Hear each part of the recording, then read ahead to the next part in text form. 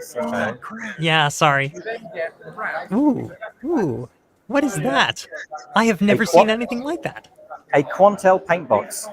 Quantel paintbox. Wow. Yeah. Huh. We got Bill Hurd and June on the line. Hey, folks. So yeah, we got a lot of cool stuff going on. I got that usual YouTube doubling that I just seem to manage to always do. But yeah, welcome, folks. I'm June, this is Bill, and this is JP. We are currently doing an MST3K sort of wandering around with JP's help of the Retro Computing Fair 2023, put on by the... JP? Hosted at the Centre for Computing History here in Cambridge, England. Excellent. So we're probably going to focus on JP's camera the most, I think, because they have some seriously awesome stuff in this building. I am, like, within literally, like, the first 10 feet of walking, JP has already shown me things that I would love to see down at SamSat or, like, even here in the lab. It's seriously awesome stuff.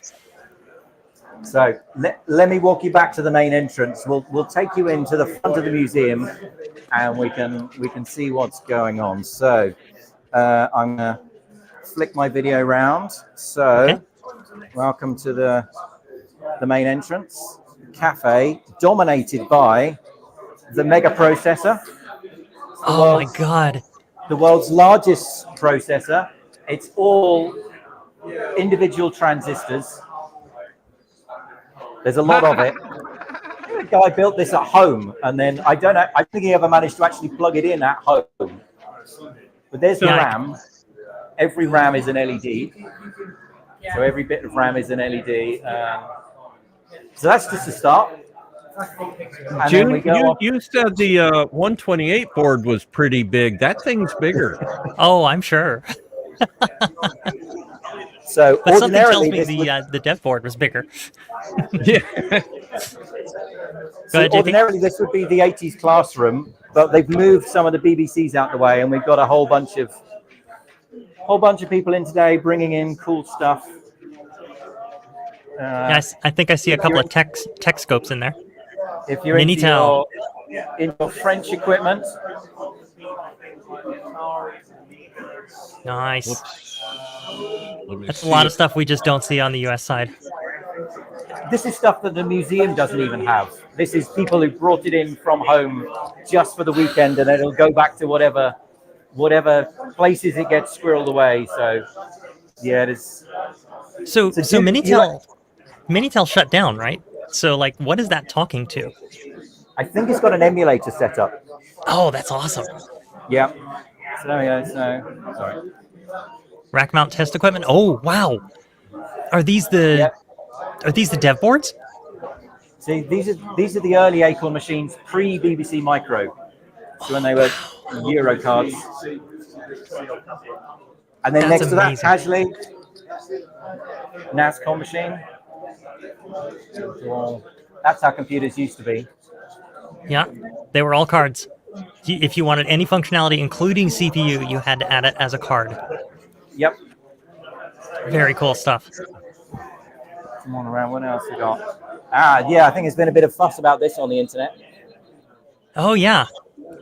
Is that a rebuilt Lisa? That is the rebuild Lisa.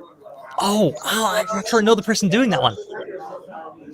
Who's doing it? I don't know their actual name. I just know them as DOSFox. Yeah. That's awesome. Yeah, a bunch of very cool stuff. Wander around, see what else we've got here. Have you ever seen a positron? Can't say that I have. I tell you what, I'm a sucker for a machine with colored keycaps. So am I. Yeah, a CompuColor. We all drooled over it. Wow. So tell us a little bit about it. What is the positron? Yeah. So what do we got here? We've got a 6809. It runs OS 9. Okay. So yeah, Positron 9000, used by a company called Intel Fax. For telex operations. Interesting. Yep. So this one was used by Channel 4 to do teletext. Wow. So, and this is only the side room, right? So this is like the extension to the museum. The main stuff. So Meg wants to know how many different computers are there, or how many wonderful things in total you think? Like a couple hundred? I'll have to ask the curator how many individual machines they think they've got on display. There's probably 5 times as many in the warehouse. Sure. Got It's it. just not enough space. So is that all Clive Sinclair stuff? So we'll show Bill. I think over here in the international corner. There we go. MSX. Representing. MSX. So yeah, Spectrum claims there's normally a C16 in here. I know where the C16 has gone. The C16's been moved. Uh-oh. That's no good. Let's go and head into the BBC Micro. Yeah, but this is not just a BBC Micro. Those things are so cool. They have the C16 holding the door open, or the 116. So this is a BBC Micro signed by Chris, Steve, Herman, Andy, Chris, and Sophie. Wow. So, not many of those around. Hard to tell, but I'm actually wearing an Elite shirt. This is a Cobra from the original Elite. Right. That's so cool. then we go into the main hall. So this is where the actions happen. So normally on any normal day, you just get selection of machines to play with. So there's the 116. Oh no, this is the +4. There was someone did a review of joysticks. I saw. I think it was on RMC's RMC The Cave. Someone was talking about joysticks, and they rated this as the worst joystick ever made because of its propensity to pinch flesh as you wiggle it around. They absolutely panned it. So there we go. If you want your thumb to be pinched by Bill's work, then head on over to Cambridge. There's a story. That joystick was designed by a good friend of mine, Ira Valinsky, and I had to break one to prove to him that he couldn't predict how strong kids would be while playing video games. So but his response was, "It's designed," and I totally got it. I mean, it's cool. But Dragon 32. Those are pretty. Yeah. Of course, the venerable C64. Still going, yeah. Actually working. And then with an easy flash, of course. And of course there's an easy flash. Somebody comes in the morning and flips a breaker, and all of these machines power up. Ooh, that's they run all day, every day. So we go the back way through the console arcade. I love that you can power up the old technology and not have to go around rebooting them one at a time and restoring their drives and stuff. Mm-hmm. So we go backwards through the history of video consoles. So GameCube, Xbox, still working. Kind of contemporary with one another. PS2, Dreamcast, N64. Playing a bit of Mario Kart, obviously. PlayStation 1. Working Saturn. Jaguar. It's not a Jaguar. It's a Jaguar. Get that right to start. Whoops. I'm sitting. Whoops. Oh, thank you. I was trying to do... How'd you do that? I couldn't get it to do the big screen with the 2 small ones like the little icon shows. There we go. Okay. Now let's see if we can do it like... Okay, this. Now, wait a minute. I'll do this. There we go. There we go. Much better. Yes. Yes, thank you, Jim. Yes, CD32. Beth Richard. Is the Philips CDI a console? CDI. Yeah. Leave an answer in the comments. And then, of course, Super Famicom. Super Nintendo. Oh, Super Mega Drive with... Or, sorry, not Super Mega Drive. Mega Drive with the Mega CD2. Mega CD, yeah. Nice. That's the best one. Amstrad made a console. An Amstrad CPC into a console. Wow, I didn't realize they did that. A bit like the Commodore 64 GS, I think. It was a bit late. And then we go around. It blows my mind how long that stupid Atari 9-pin connector lasted. So yeah. Yeah. So we got the, And then Nintendo was like just like, we'll just make a custom connector. Why not? It's like the bayonet lamp of its day. Yeah. ColecoVision, Intellivision, Atari 2600. which I think is it's working. Yeah, And looks like then it. back to Nice. Straight up Pong. and then behind glass where you can't play with it. The original Pong. Home version. So there we are. Then we got more weird stuff. Got a I tab. was looking at the TV set actually more than the Pong game on that last one. Ooh, what's this? The TAM is just... Yeah, I went and Sony. watched the reveal for the TAM, and it was so sad. You could tell they wanted to do something really special, and they just couldn't pull it off. It's an Apple One clone. Mm-hmm. Yeah, not an original. I don't think they'd have it. They'd have it out if it was an original. Mm. Silicon Graphics Indie. Nice. I've got one of those, actually. I have two of them. Pretty decent machine. 1970s office sort of TV setup. So Amstrad stereo. Oh, what is Yeah, that? the VCRs were a third the size of the TVs back in the day. Yeah. Oh, it's a top loader. Those are rare. It's a I had top loader one, yeah, beta. RCA. It's a beta, not a VHS. Yeah. Oh, okay. Yeah, those are all Right. top loaders. Cool. Yeah. When was the last time you saw Encyclopedia Britannicas? Most homes had a set of these, Right? Yep. like in the 80s and 90s. Yeah, they used to I sell think them. I door had to a set door of the and- World Book, so I was kind of like on a different level. But yeah, my library had an Encyclopedia Britannica. And I love Time Life series, Cube. science series. Defender of the Polyverse. I'm, It's the Molar Mac, and then of course we have the Clone Mac. Oh, that wasn't Clone Mac. That was just beige box. What in earth? This is Is that like a titler? It looks like it, doesn't it? Yeah. Super View Data Terminal. Huh. So Wild. they've got connected up to some kind of 300 board modem system, and yeah, Huh. And it's got a Minitel right next to it, of course. and then more stuff in the museum. Sort of a collection of PCs of various vintages. Yeah, you've seen one PC, you've seen them all. Although that one in the middle actually is shown up on oh god, retro recipes multiple times. Not this one. This is the one to the right that's made by Amstrad. Ah, yes, the PCW. Yes, the PCW. That's the one. This was That is such a weird machine. 1987, I think. It's a CPM machine, but it's built as a Mhm. word processor. Lovely 80-column display. Cost about £400. Yep. Like a fraction of the cost of any competing PC. Just an all-in-one unit, disk drives, power supply, everything. So is that actually using 3.5-inch discs? 3-inch. 3-inch discs. So super weird ones. Yeah.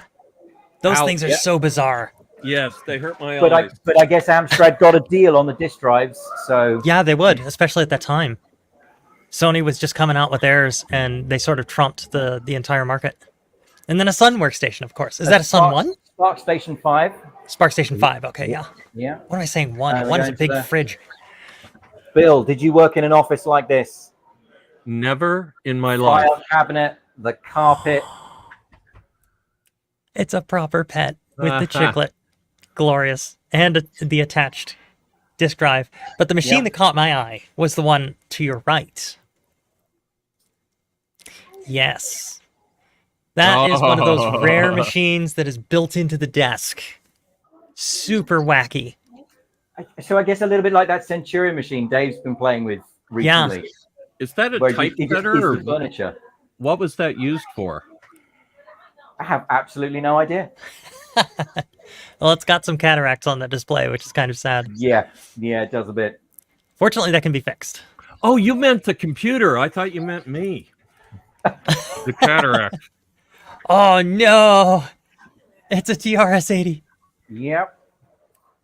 Was the last time you saw the fan fold with Nobody prints their source code anymore. Maybe we'd write better source code if we had to print it out. I would print it if my H11 serial card worked. I've got a fanfold wide green bar printer, So and it works. It was an early form of agile programming because you wanted to get all your changes in every night because you take you all night to print. PDP-11, yay! Okay, so I can tell you what all of these things are in this particular rack. So starting from the left, you have a TU-30 tape drive, I think. Oh no, that's just a blanking panel, so that may not actually be a tape drive. But the thing below it is the actual computer. So that's that weird-looking sort of floppy drive thing with the hard drive, the MFM hard drive there. Yeah, that's it. So that's one of the rainbow, isn't it? That's like a twin floppy drive. Yes, I believe that may be called an RX-33 model. It is a dual 5.25-inch floppy drive, and they are notorious for being cantankerous and frustrating to repair. But that machine, that little bit of a machine there, is the actual PDP-11. Everything else is sort of support machinery around it. Now those... Yeah, peripherals, exactly. Now, those big white boxes with like the little slices or the slits down below, those are called RLO2s. And those are removable hard drives. They can store, I think, like 10 megs per platter, and there's only one platter in each one. But to replace the platter, A, it has to be on, and then B, you have to slide it completely out of the rack and then lift up the top part so that you can replace and access the platter. Wow. Now this rack here on the right-hand side, that is a PDP 1173 down at the bottom. So that's the computer, PDP 1136, excuse me, 35. That is one of the fastest PDP 11s you could get back in the day. It is actually composed of individual logic boards called flip chips behind that panel. Yes, RX 500 is actually the model I was thinking of. That is correct. Those two drives above it are, I believe, RK05s? Yep. They might be RK01s. No, those are RP1s. Oh, no, they're RK05s. Yeah, DECPAC RK05. Yep. Yeah, so those are smaller drives. They're actually similar to the RLO1 that we just looked at, but these actually store more data. And the way you replace the packs on those, you drop the front panel, like it actually slides down, and then you pull or insert the drive platter directly. And those are RLO2 discs. You know, after hearing just how hard that was, I don't ever want to hear grief again about the stuff we designed. You ain't ever going to hear grief about stuff that you designed. I'm actually quite impressed. So the Quantel paintbox, a graphics design system for the TV studios. So is that running Unix, or X11 or something like that? It's its own bespoke thing. Wow. It's got the graphics tablet and then all designed to generate PAL TV graphics. That is cool. I love that they've got the scopes up on the top so that they can see how that's actually being exposed to the actual display. Yeah. So yeah, not many of those around. Not many of those work. For sure. Yeah, television production stuff. T16 went. Yay! It's working. It is. Somebody should be playing it. I wonder which game that is. I don't know. So here's what Chuck did next. Oh, the Victor. Yeah, the Victor Sirius. Yep. Those things are cool. I need to get one. I actually don't know a whole lot about them. Apparently, they're full of CIAs and BIAs because why not? Of course. You designed a chip, you're going to use it. Apricot machines. Yeah, apricots. Those are so weird. Whoa. Interface to a newfangled LCD screen. Yeah, that's true. And let's go around and have a look at some of the exhibitors. So that was all sort of regular stuff. Oh, wow. Okay. HP plotter, those are great. So the cool thing about that plotter is that it has a static generator on the platen. So that when you put the paper down on top of it, the static electricity sucks it to the platter. It's really cool. So let me flip you around and see if we can doorstop some people here. Oh, hello. Oh, So I got Bill Hurd and June here. Sam Hi. from Mum No Hello. Computer. hello, how you doing? I've suddenly had lights shining in my eyes and I can't remember where they're from and I can't see anything. What's going on? Where are we? We're on a live So stream. we're live streaming with Bill and June. So Oh, Yeah. oh, hello, Bill and Joe. Oh, hello. oh, yeah, you're in Hi. there. Yeah, you're in the box. Tiny people on the screen. Hello. Oh, hello. Yeah, we're streaming over this newfangled How you thing doing? called the internet. You're not here. Well, I'm just staying in the office. Yeah, it's they should fly over, right? The Retro Computer At some Festival is point. worth the trip from the US. Oh, man. Yeah, There's a lot of cool stuff there's a going lot on. of things to do around this time of year as well. If Mark can come over from So what's your exhibit? Yeah. So yes, Sam, what have you brought? Oh, What have we got? I've just literally turned it off. Well, Oh, I let's, didn't. let's flip you around so we can see where we It are. was a computer fest, so I didn't really think much about things that aren't computers. So I bought this Atari Stacy that's running Cubase Nice. 1.0 on it, and that is sequencing an Oberheim DX, boom, boom, boom, and a Moog 5U style synthesizer.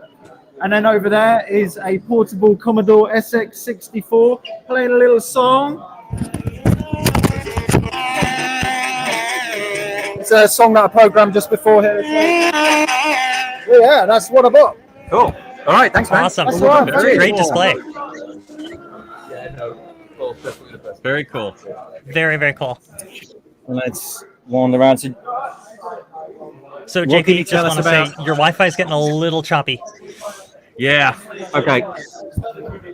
Oh, See what yes. it is, no. These things are cool. So this is actually the first thing we saw as JP walked into the museum. So he's showing us a rack mount system. What we're looking at is a reel-to-reel tape drive coupled with an HP 1000 mini computer.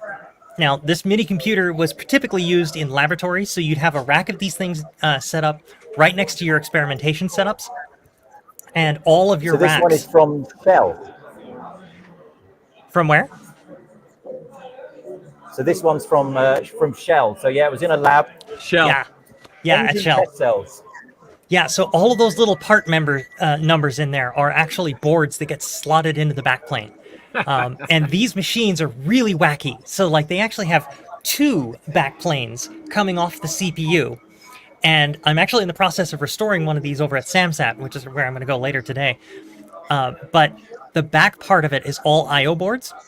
But they encouraged you to make your own boards because it's Wow. laboratory equipment. Right, So the entire bus, all the timing information, and even examples on how to build your own boards are in like all the HP manuals. Wow. Wow. And then to the Yeah. left here, Well, I was going to say the problem with HP is their documentation was just never it's the not best. like the other people's. Yeah. Between HP and DEC, honestly, they're the ones Yeah. who made the computing revolution possible. Because Right. frankly, I honestly think a lot of the micro stuff wouldn't have been possible without their help. Right.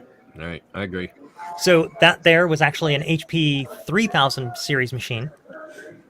And those are, I believe, disk drives that go with the machines. And those are workstation class machines. So they are, if I recall, they're PA RISC. I might be wrong on that. No, they're not. They are 68010 Motorola-based systems, and they did not run an operating system proper. Typically, you would run HP Basic, or also known as Rocky Mountain Basic on those machines. Wow. Hey, JP, Right. can you like maybe try and rehook your SSI, rehook your wireless? Yes. Let me Yeah, see the if I quality's can. Real choppy. Yeah. I will drop off and come back on, and we'll see if that fixes Okay. it. Cool. Yeah. Yeah, June. Wow. So I meant to catch you on the pre-show, and I didn't hit start twice. Now that you and me are doing this, we have to do start twice. Well, Whoops, that's just the way it had goes to- sometimes. Yeah. There you. Thank you, Jesus. And I keep pushing the same button, expecting different results. There For- are so for many those of- cool For those things of that you can do. watching at home, it's the morning in America, where it's or afternoon in the UK.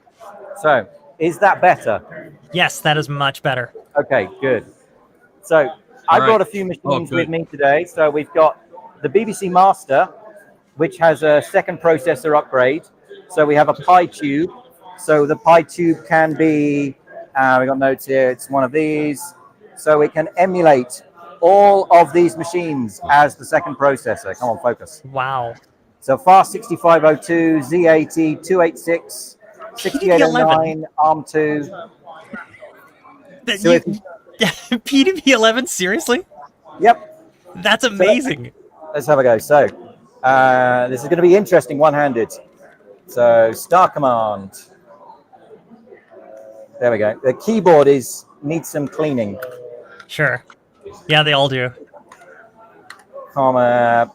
If I go 8, it is now at 286. So I reboot, and I have to go and put the DOS Plus for the Master 512.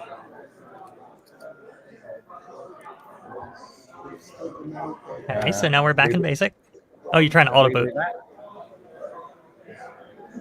I have to do control. Control break is going to be a stretch. My hand's not big enough. No. Bear with me a second. There we go. Did we faceplant? You didn't see that. There we go. Okay, now we're doing 80 columns. Bootstrap loader for digital research.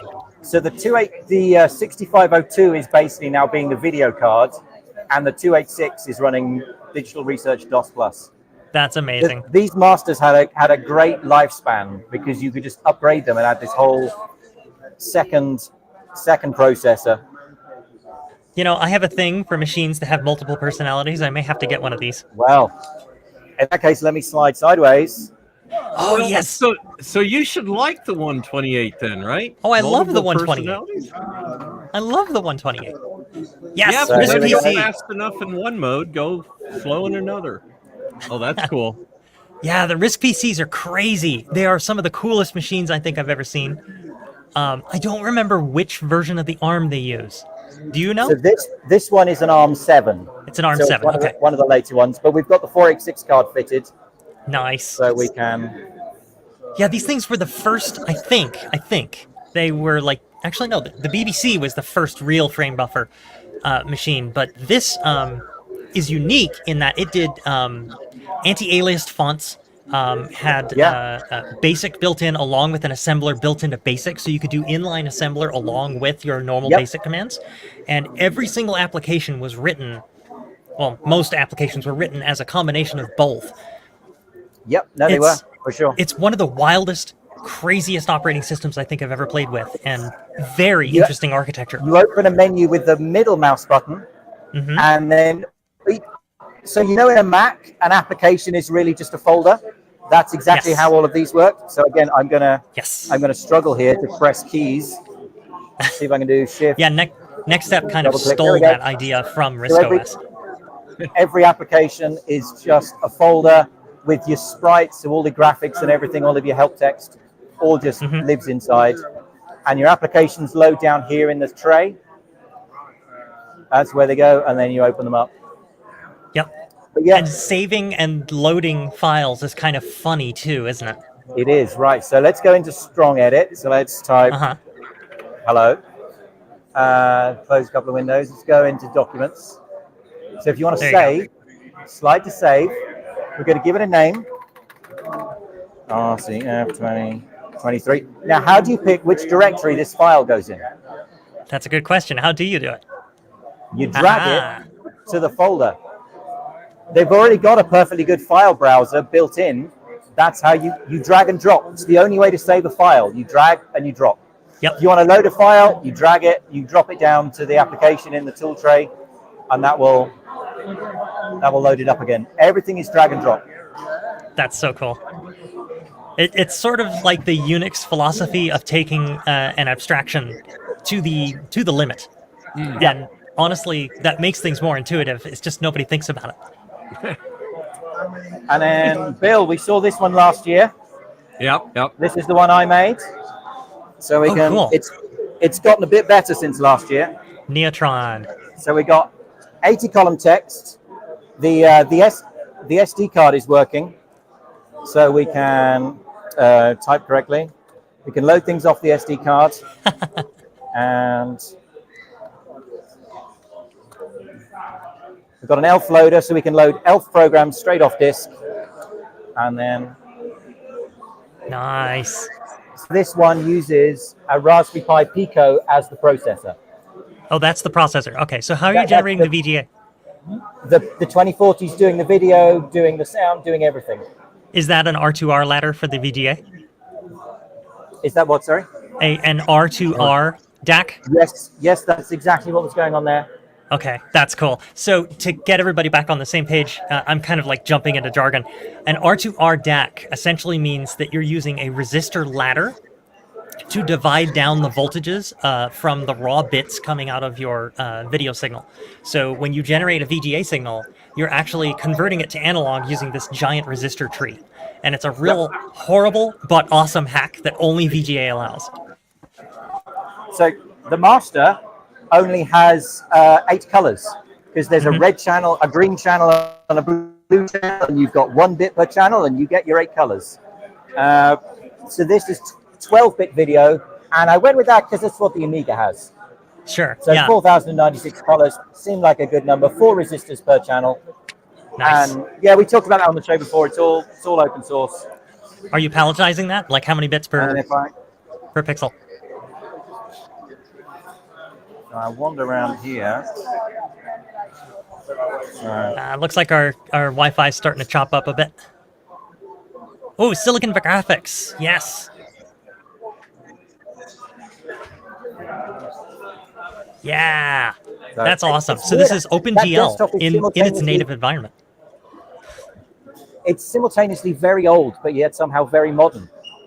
Right. Yes, a lot of people run, Linux desktops that still maybe more resolution, but they still, look and feel like that. It still works. Yep. So if I remember correctly, they use Motif. MWM is their window manager. I may be wrong. Yeah. Maybe 3D. That's the days of 3DWM? Motif, though. Yeah. Yeah. Very cool machines. And we've got a Mac, but are we booted into AUX? We are. Do you want to see a terminal? Oh, nice. Yeah. Prove this is- It runs Netscape, but also. AUX is the best. So at one point in Bash time, prompt on your Mac. everybody making these machines at the time, micros at the time, were trying to compete with the Unix big boys. And so everybody started porting Unix to everything. Even Commodore had a Unix machine that they were trying to put together. And Apple kind of did sort of a hybrid twist. They took Mac OS Classic and then they embedded parts of Unix in it. So you can actually bring up a terminal running the Bourne shell and do everything you would do normally inside of Unix. And they actually created an alternative file system called UFS that is not compatible with BSD UFS. Oh, wow. But so like this was designed originally for like Quadra 700s and originally the Mac 2, if I remember correctly. But yes, any Quadra 700 will actually run that now. It's one of the few machines that can. And the machine next to it that's being tenderly repaired at the moment is not an Acorn Archimedes. What on earth is it? But it's the Acorn Unix workstation. So it's an Archimedes, but it runs Unix. Oh, that's They awesome. did. Again, because everybody was making Unix machines. Yeah, absolutely. And it's basically an Archimedes, it just costs a hell of a lot more. Really? So Same can hardware. Archimedes run Unix? Because I have an Archimedes. I would love to run Unix. So there's a question. So the question is, can the Archimedes run Unix, or do you need the special one? Oh no, it's the same. It's just a badge. Okay, so you can just get a Unix image and install it on a regular Archimedes, and that would work fine. This is an A440. Right.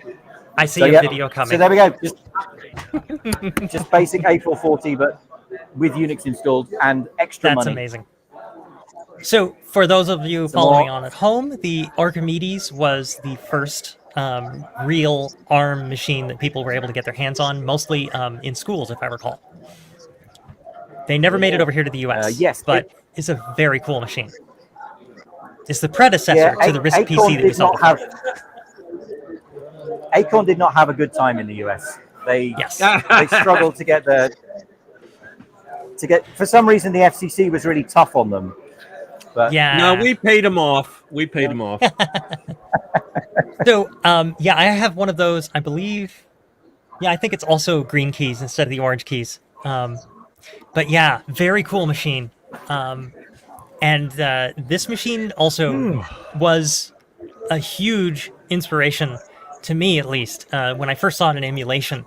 Because aside from the Amiga, this was the only 80s machine I knew of that could do 3D graphics. And what you're seeing in that display was a game called Virus, which was kind of like a weird 3D shoot 'em up.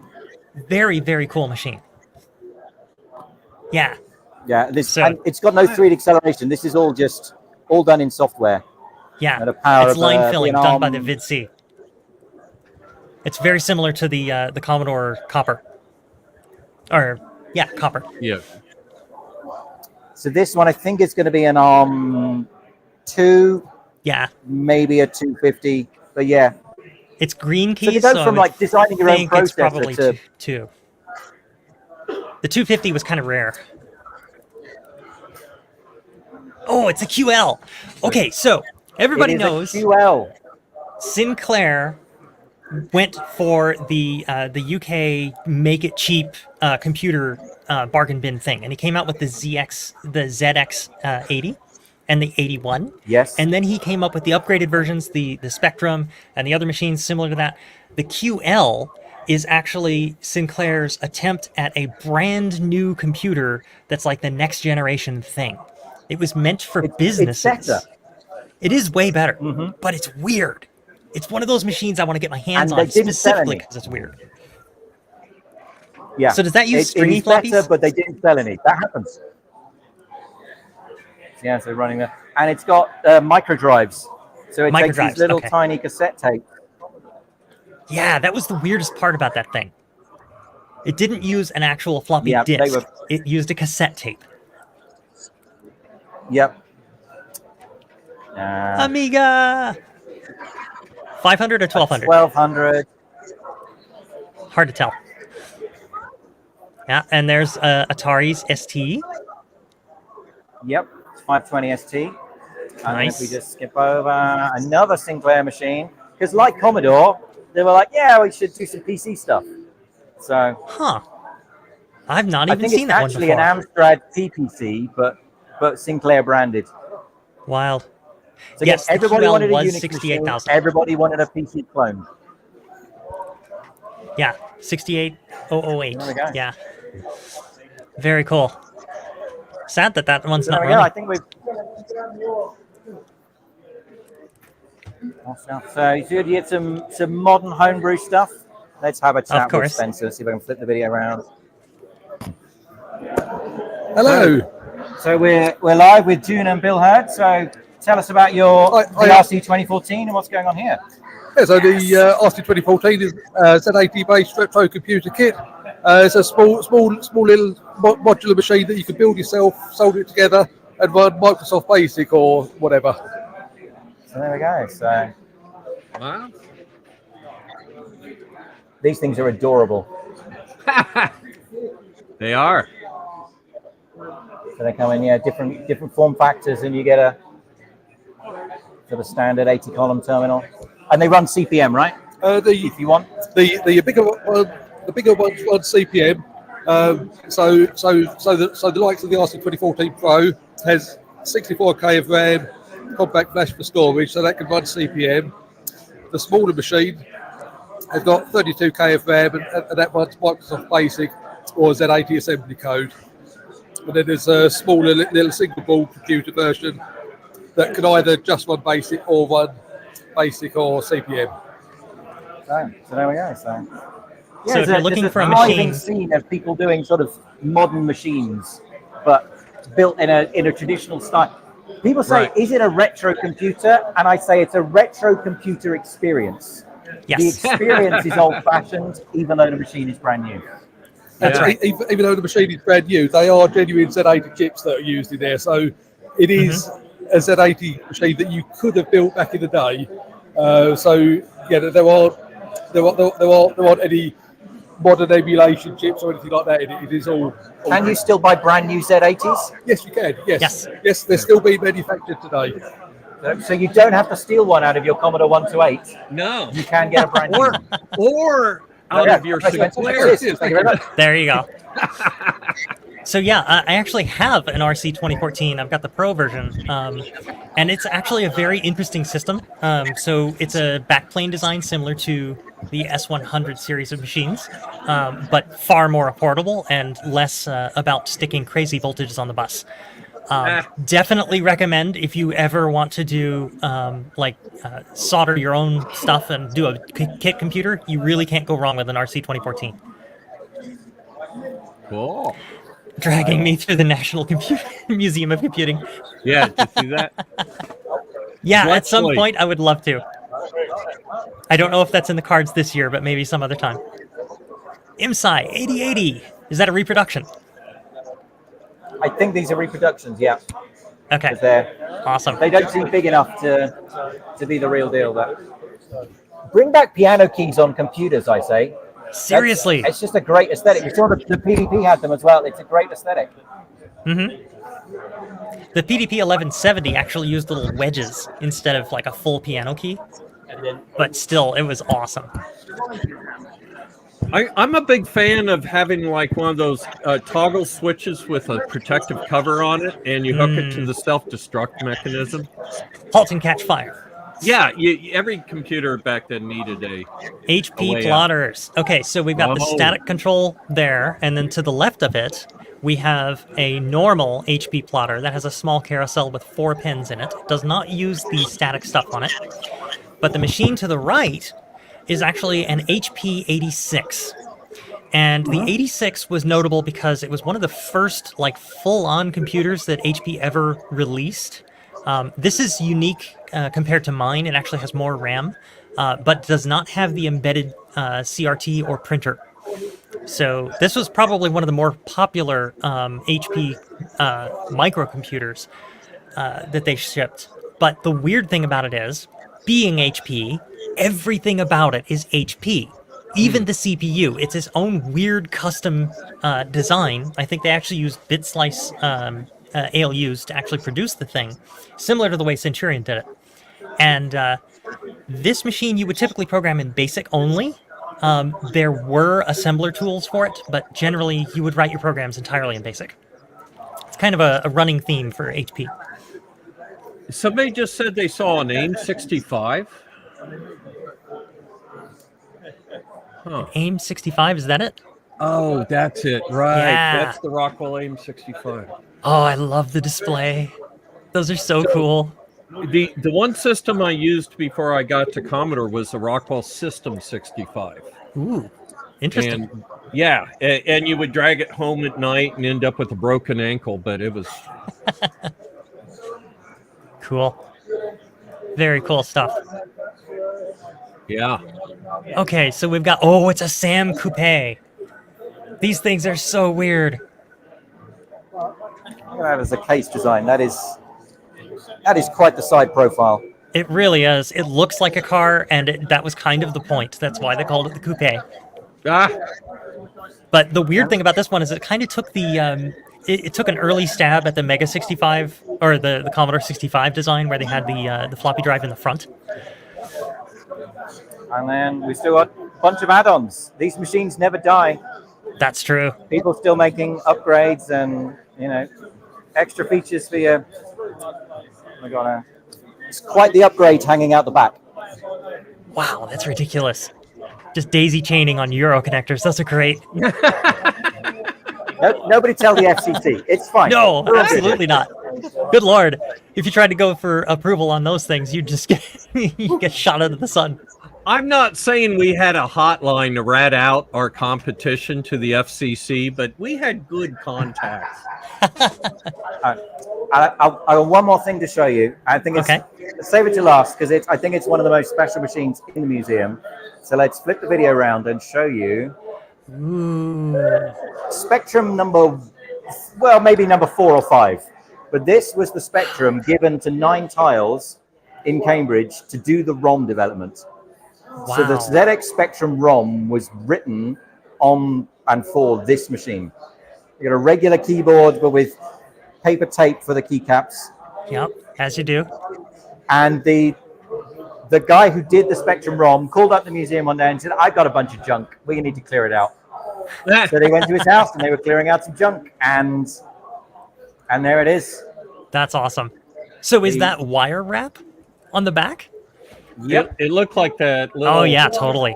Oh Yeah. man, such a with mess. custom wire too, with solder wire. It's fascinating because to the people who wrote the software, it's just another crummy prototype. It's Yeah. not the Yeah, finished yeah. article. It's just a piece of development hardware. Yep. But When you know, I'm Bill? sure Bill's had his fair share of prototypes. You just chuck them out. Who cares? Whatever. It's Right. not a thing. Yeah. The You should see production how I- one's built properly. Why would you want this one? It's half baked. Yeah. We signed them out as junk in the end. You know, if you did your job right, your prototypes are junk. Yep. Because you went to production. If you didn't, if you didn't go to production, it's called a C65. Sorry, Or a had Glass to. Sorry, 2.0. Freddie. Yeah. Glass 2.0 was similar. So Yeah. we used to just throw Elton boards, like the board that was used inside of Glass 1.0, all over the place. You know, we had right. prototypes that were just sitting on our desks. We toss them around, like, who cares? And then the final mass production units came out, and we treated those with kid gloves because we were like, this is worth a lot of money. We have to be very careful. And then at the end, we rounded them all up and we broke the battery pods off. Oh, really? So you were vindictive. You had reached a No, hardware management. relationship. Oh, Management was vindictive. We kind of made choices. Some of us engineers. Okay. So very cool.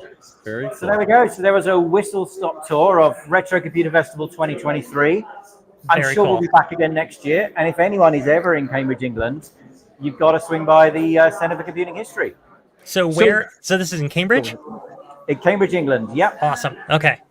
It's a little bit off the beaten track. So get Yeah. on your favorite mapping program, and it's maybe a half-hour walk from the town centre. There's a small car park outside, so you can drive up. And yep, £10 for a ticket, and you can get in and play all day. We got arcade machines behind me. So Nice. yeah, well worth a visit. And if there's a special event on like this, you've got to come because there's Absolutely. so many cool machines that aren't normally out on display. So is And there a you guys- website? Yes, please. Website. I just Google for Center for Computing History. June, have you heard of Google? Remembers everything for me. Right. So we all know there's only like 5 highways in England. So which one are you off of? So start in London and go up the M11 until you get to the 11. end. And that's Okay. it. Then you're in Cambridge. Very cool. Excellent. Well, thank you for taking your afternoon with us here. Oh, there's the link. Yeah. Computinghistory.co.uk. Yeah. That's right. There we go. Yeah, Cool. it's been an absolute pleasure to walk you around. Next year, we're gonna have to get you out to see it for yourself. It's, Heck yeah. It's a hell of a party. Absolutely. Yeah. Thank you so much, JP. Cool. This has been No worries. amazing. Yes. Thank All right, you. I'll check out now. You guys have fun. Take care. Catch you later. Absolutely. Catch Bye. you later. Bye.